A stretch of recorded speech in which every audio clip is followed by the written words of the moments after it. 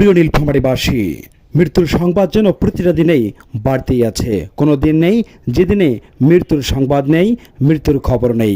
ঠিক তেমনই আজকে একটি নতুন ঘটনার শিকার হয়েছে নীলফামারীবাসী।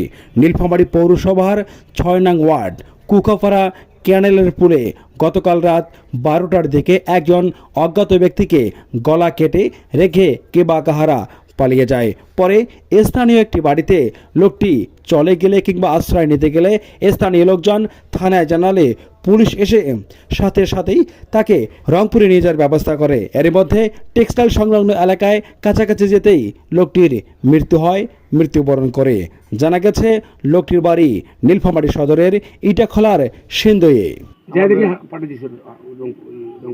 সাপিনুর ভাইকে দেখা পান নাই? না, তারপর কিছুক্ষণ পরে মানে সাপিনুর ভাইকে হাসপাতালে গিয়ে দেখছে এরকম কোনো ব্যক্তি আছে কি এখানে?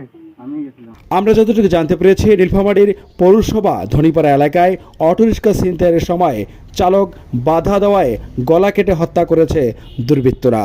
দেখছিলেন সেই জায়গা থেকে নীলফামারী টপ নিউজের পর্দায়।